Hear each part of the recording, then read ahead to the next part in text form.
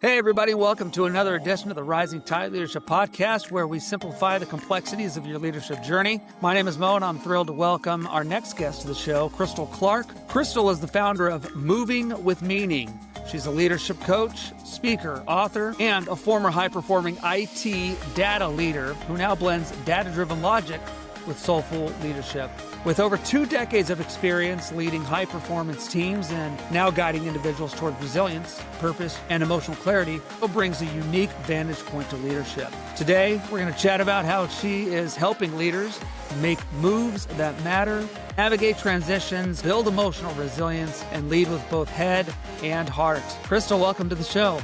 Hey, how you doing? I like that. That was really cool. So it's great to have you here. Before I get to some of my questions, Krystal, why don't you tell my audience a little bit about yourself, who you are, where you came from, and how you got to where you are today? Okay. So we're going to start a little bit back to how I grew up, right? So Baton Rouge, Louisiana, and was raised in Omaha, Nebraska, went to high school in Dallas, Texas, went back to college in Baton Rouge, Louisiana, and I'm now in Houston, Texas. So had a little ways of navigating people in general and change growing up. But so I started in computer science. I majored in computer science, not by choice, just by default. I actually wanted to be an architect. Started practicing architecture all the way from 5th grade. It was dedicated. I was committed. Then I got to my senior year in high school, and my architecture teacher was like, "Hey, so let me explain some stuff to you guys before you start to hit this, and select that major. Let me explain what to expect." So he said, you have architecture, you have computer science, and you have computer engineering. And that's ranked by least to most salary range, right? So obviously my head was kind of like, okay, well, that's probably going to count architecture out, but let's keep going. So he starts talking a little bit, and he says, it's going to take 5 years, mandatory in college. The moment he said that, I said, well, that's out. Because to me, I had 4 years. I was done. I was ready to go to work. I was like, what is the next thing? And I was like, I can't do no 5 years. And then he said something about apprenticeship, school. And I'm like, okay, this is starting to talk like we're going to be a doctor. I had to do residency. So I ended up thinking, okay, well, I'm just go ahead and go to the max, computer engineering. The college I chose, they were ending computer engineering that year. Like they were not going to offer it anymore. So I defaulted to computer science. Well, it ended up working really well for me. You know why? Because I grew up and developed anxiety, right? And so everything about that I did and thought of was overanalyzed because I had to be right. I had to be organized. I had to investigate, look. So I was really curious, really curious. I'm going to say it that way, but not necessarily in the positive. Okay. But I did great. I did great in the world of data and started to learn things. You know why? Because my mind worked logically. It was all logic driven. And let me explain what that means. Hey, if you meet somebody, okay, and they end up turning out to not be such a great friend, right? You start to say, okay, what about that person and that characteristics? Because I need to avoid that. What behavior happened? I need to avoid that. So I started building up these walls, right? And what ended up happening is, the term of anomalies. Well, there's some people that, hey, may fit that mold, but they're not really going to turn out that way. I still lock them out. So for me, as I was evolving into my practice, I realized I was imposing that also into my professional career.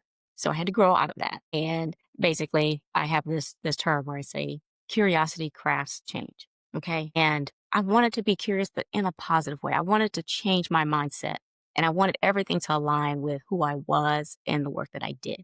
Right. I wanted that high level of performance that I delivered, all my successes in my professional life, to basically communicate over personally. And I almost had a breakdown at work because I was just so attached to it. Like it was my identity. It was everything. And so I basically wrote a memoir and kind of said, this is my evolution of how I became extremely successful in IT. But guess what? Here are how those principles actually apply to me personally. And this is how I start to drive and become aware of just my surroundings, of being emotional. Okay. And letting that come out and be okay. Because I grew up where emotional expression, we just didn't have time for it. And our parents just raised us to kind of say, you don't have time because no one's going to care. You need to move forward. And that's what I was doing until I actually had that breakdown. And I was like, oh my God, without my permission, what's happening to me? So I had to wake up. But yeah, that's what, how many minutes? What, 5 minutes? Yeah. That's great. I mean, Krystal, you've said that all moves have meaning, and that's what I'm hearing. Hmm. What does that phrase mean to you, and how has it guided your transition into leadership coaching and speaking? Sure. So here's what's interesting. My company's called Moving with Meaning. I did not come up with that name. My daughter did. Okay. She was 13, 14. And I said, hey, I'm starting a business. I need a name. I have no idea. And she just immediately blurted out Moving with Meaning. I'm like, where'd you come up with that? She's like, well, because everything you do has meaning, Mom. And I was kind of like, what? She's like, well, whenever you, like, you know how you speak to someone and you're kind of instructing them to do something. And, as a parent to a child, you're just telling them to do something. And when they ask why, here's the curiosity. Why? You know how you kind of get, I guess, taken aback at kind of saying, are you challenging my authority? Just do what I say, right? Well, I remember growing up and I'm like, I want to, but I also want to know why you're telling me, not disrespectfully. I'm just curious. I have no idea what this means because I have to continue to do this throughout my life, but it doesn't make sense to do something. What somebody asked me, why are you doing that? And I don't know, my mom told me, you know, and I didn't want to raise my children like that. And so she said, well, every time you give us an instruction, okay, you explain why it's important. You never get, so everything that we do in life, when I talk to my friends or anything like that, she's like, I understand why I'm doing something. And I have a higher level of confidence that I'm on the path, right? And I can deviate and make these decisions because I have the why with me. So that's why I said, okay, yeah, you're right. But I used to think in my past, right? Because you'll look at your past, you constantly say, why did I have to go there? Or even in your present, why am I going through this? Why am I going through this? Right. And then I remember it being in my first job and I was like straight out of college. Okay. First job. And I was freaked out because I'm having to code for real. I'm like, this is not classroom code. This is money. Like, so this is serious. And I was working in corporate America, which is, basically male dominated, not only male dominant, white male dominated. And here I am coming in, this 24, whatever year old, um, Black African American woman trying to make it with these guys. I remember just kind of feeling like that I was being isolated. And so I wasn't getting the help with coding. So I'm thinking, I got bitter, right? I was like, oh, they think I'm a fail. I'm gonna show them. And I did, right? Then I met a lady at work and she said, they have an ego about them. I go, well, yeah, don't you see that? She said, yeah, but I know that if you massage the ego, you get what you want, right? And I thought Yeah. about it, I'm like, ain't no way I could do nothing like that. Like, because, it just doesn't make sense to me. No logic. It didn't mean something to me at that time until just recently. I've been 20 years in the game. I remember this lady's advice to me, and I needed to pull on that at that moment because I was dealing with a difficult leader. And I knew then, I said, oh, let me just pause for a second and not just be so offensive, I guess, right? And just say, yes, ma'am. I'm not saying yes, being a yes woman, right? I'm just saying, well, yes, ma'am. Is there anything else would you like to do? Have we done everything you asked? I mean, I just started doing all that stuff, which I've never really done because I thought it was always unnecessary, right? I mean, who is that? You're a leader. Why would I have to stroke your ego? Doesn't make sense. But I did it. And our working relationship improved. I didn't feel like I was less than because I was giving someone accolades. I just found a way to work with them because I needed to meet with where they were. They must be going through something and they have a past and a history, right? That's triggering for some reason. They won't share it with me, but I know I need to navigate this challenge. So for me, that's what I mean about moves. All moves have meaning. We are going to go through barriers, challenges, etc. We're going to get through it, but it's always preparing us because today you don't need it, but you will in 5, you will in 20, you will in this scenario. So all of that, all those challenges and troubles and whatever, I think it's covering you, right? And preparing you for what you are here for. It's your purpose. And just wait. Just be patient. I'll come back. Yeah. Yeah, that's great. And I love the story about your daughter just coming up with the name for your company right away. Just kids sometimes just know that stuff. So that's awesome. Yeah. In that vein, many leaders, they struggle on strategy and execution, but others really struggle with meaning and emotional awareness. So that's where you come in. What are the most common blind spots that you see when you coach leaders on this dimension? You know what? It's about validation. Purely that. They have a difficult way of expressing why they are feeling hurt in a professional context because it doesn't make sense, right? This isn't a family member. This isn't, someone I grew up with. I don't have an emotional attachment to this person at all. but for some reason, I want their respect. I need their acknowledgement, recognition, what have you, right? And I look at that and I kind of say, but why? If you're already doing a good job, why does that matter? Can you go anywhere you want? Well, yeah, of course. So why does what they say matter? It doesn't impact your job. It hasn't, has it so far? You've been doing really good. And it just kind of came up to them and they said, just, you know what? I've been working real hard for a real long time. I'm due for this. I earned this. Right. And we always have to work through how we don't want to let our emotions really drive our decision making. Right. We want to make sure that when we react, we are focused on the outcome, not getting them back or whatever else. Because when we make decisions, we're not necessarily making the decision about the decision.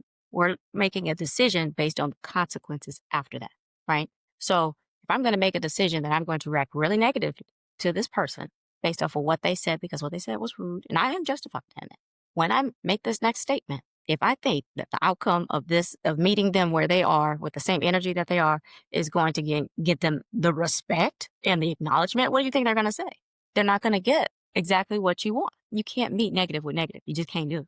So I always work with them to really just analyze the situation and kind of say, is it even possible for you to get through this? And do you actually want to? Right? So it's always some kind of identity that's tied to who they are. We wrap ourselves into what we do, how well we perform, and we miss all the in between, all the small milestones and quick wins and micro moves that we've made to get here.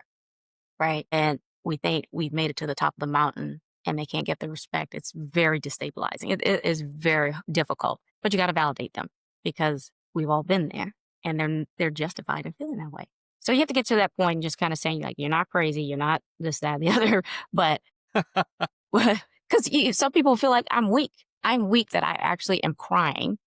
Okay. Cause I've talked to male leaders, women leaders, and they are in tears simply because their intelligence has been abused, right? They've been overshadowed and they dedicated so much into this. Why couldn't they see all the work I put into this? Why couldn't they give me the credit? So many people have that and they just need the outlet before they can move forward. You know right? Makes sense? Yeah, it does. I'd love to hear a little bit about the book that you released earlier on this year. Congratulations on releasing that book.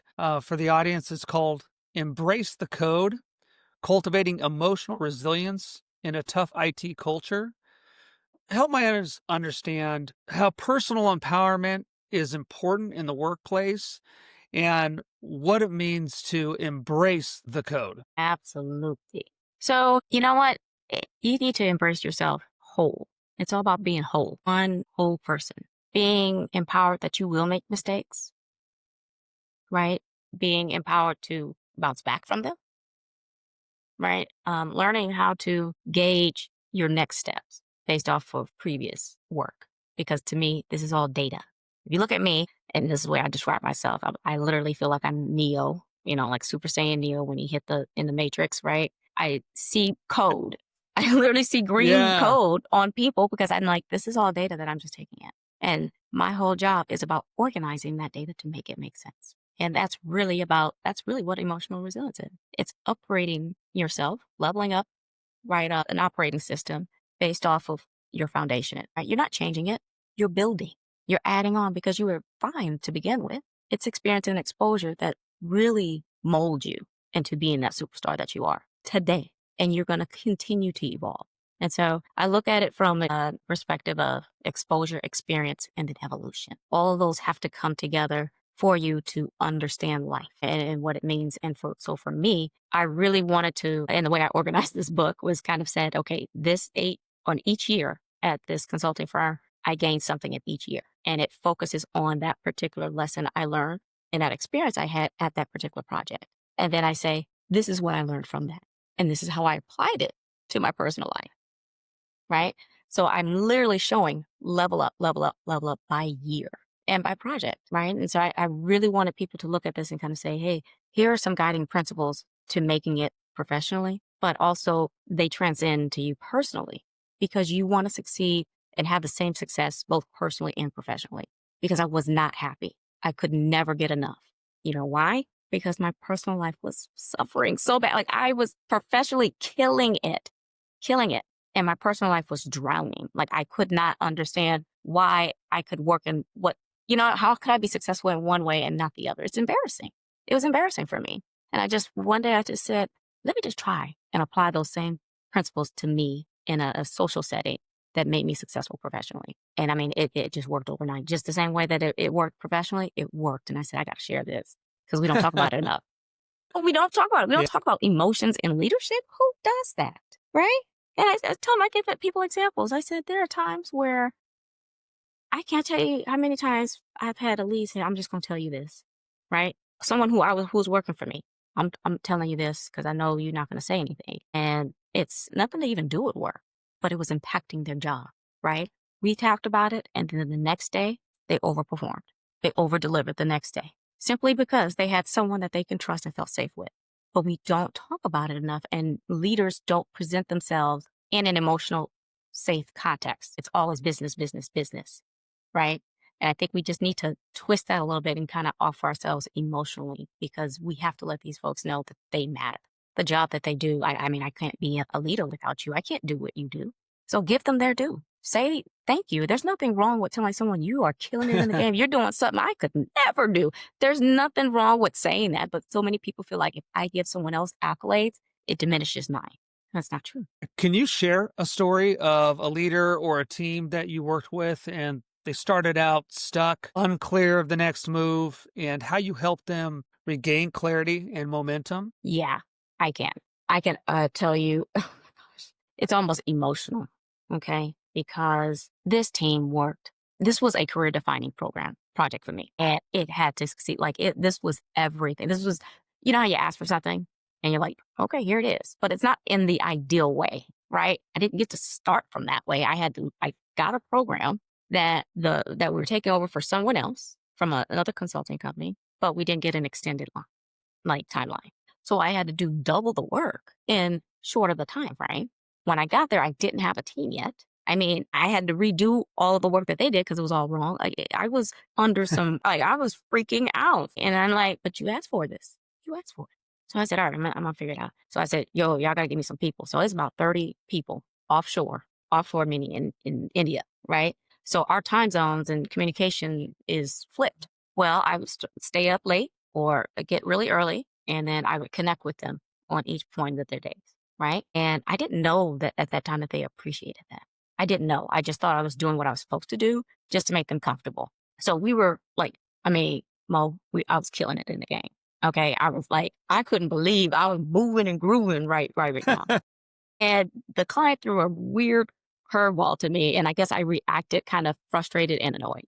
Okay. And my lead came and he said, hey, you got some time? And I'm like, what? You got no time? Like, you know what you know what we doing? I need to work. He's like, yeah, you need to come on. Right. And so he took me way, across the building. It was kind of a big campus. I'm like, where are we going? Then we walk outside into the parking lot, but not just into this parking lot. It was to the far end of the parking lot. And I'm like, what, are you about to tell me something? And he starts smoking a cigarette and he goes, hey, you're doing a good job, right? And I go, well, thank you. I appreciate you saying that. And he said, well, Yeah. All that matters is that I know that. The client doesn't have to know that. Even if they say something that, you want to defend because they misinterpret it incorrectly, you don't have to do that because I know. You only have to talk to me about it and I'll take care of that. Because the way that you represent yourself in front of them is what they see. They don't see all that hard work that you're doing that I see, right? And you want it to be the same. So I was like, all right, fine. And then he said, lastly, he goes, when was the last time you thanked your team? I'm looking at him like, why would I thank them for doing their job? Nobody thanks me. Does that, you know what I mean? Right? It says, why would they're getting paid to do their job. Why would I say thank you? That doesn't make any sense. Right? And I said, well, why would I do that? I haven't. And he said, think about it. You should. Right? He said, because I'm going to leave you with this. The mood and your tone every day is a reflection of your team. What that means is if you are upset, you're frustrated, and your team feels it and knows it, they become frustrated and upset. And the same goes if it's positive. So you need to decide on what you want your team to feel and look like because they're following you. And I told you, I'm a Black woman in a male dominated. I just didn't think they cared that much about what I thought. You know what I'm saying? They did not Yeah. need me to say, hey, y'all doing good. I just didn't value myself like that. So that night, I freaked out. Like, I think I stayed up. Like, I was like, y'all, I blocked out the rest of my calendar for my day because I'm anxious, like, of how I'm going to tell these people thank you. Like, just because it doesn't come naturally to show gratitude, right? And I went up there and I had the call that night, talked to my first team, two folks. And I said, hey, I gave them an update and I said, okay, before I leave, I'm going to tell y'all something. And they said, okay. Like, you can see they're nervous. And I said, I want to thank y'all for doing a really good job. Like, I couldn't do and be where I'm at, without y'all kicking this, in the, what, like, y'all are killing it. And I just want to tell y'all, thank you. I see you. They sounded like kids. They were like, what? They're like, really, Krystal? Like, really? I go, yeah. Why would you think? They're like, we didn't know. We thought you were upset with us. And I said, oh, I'm so sorry, because that's me being frustrated with the client. And then that's when everything connected, right? They're really feeding off of my energy because I'm not telling them. They don't know anything other than that. And the next day, I started then and I ain't stopped yet because of how empowering it is to know that your lead sees you, right? And recognizes all the Right. little micro moves that you're doing to make this bad boy happen. And they will go to the ends of the world for you just by saying thank you. Yeah, that gave them all the clarity that they needed. I didn't have to do all the other stuff. Yeah, I love that. I think there's a lot of people who are in technical or operational, functional roles, and sometimes they feel removed from the big picture. And so, how do you help leaders identify the meaning behind their role, no matter where they are? Mm-hmm. That's a good question. So, I'm going to say this. My team always guided me into that, right? And so I think it's really important that if you engage with someone, they will tell you everything that they value. They'll tell you everything that they value. But if you don't hear what they're saying and you come back with what you want to know about them, they don't feel a connection because it's like, I never mentioned any of that. Why is she asking me about something that I just sat there and told her I love my kids? I do this on the weekends. I watch these movies. She asked me anything about what I just valued and told her. She asked me about what she wanted to know or whatever, right? So I always tell them, if you just listen to people and what they're offering you a piece of their life. Hold on to that. And that is where you go. That is what's important to them. That's how you know you have meaning and they have meaning because you listened and you were interested, right? And, and a lot of times when I'm leading teams and I did the same thing with the parent with the child, I just said, go, like I would design everything and I just tell them, I mean, to the T. When I say to the T, it was code. It was like, all you gotta do is write the code. Like you ain't gotta think about it. You ain't gotta just do it. Right. And I'm like, Yeah. why do y'all keep having questions? And they'll ask us something and I'll just answer it. And then I said, why are y'all asking? Why are you guys asking what's going on? Do you not trust me? Do you not believe whatever? And they said, no, we just don't know what value this adds to the business. I want to know what this means to the business. What is the business logic? Why doing this matters to them? And I was like, oh, I thought they were questioning my intelligence and my ability to lead them. It had nothing to do with that. They just wanted to know what the overall vision and big picture was. That's all they did, And I think that was probably the biggest piece is just to really understand that it's okay to be questioned. It's okay to be challenged and to look at it as an opportunity to showcase who you are and what you're capable of. It's perspective. Krystal, earlier on, you had mentioned there was a couple different ways that you could go. You sat down. It was very technical. Okay, how much school does this take?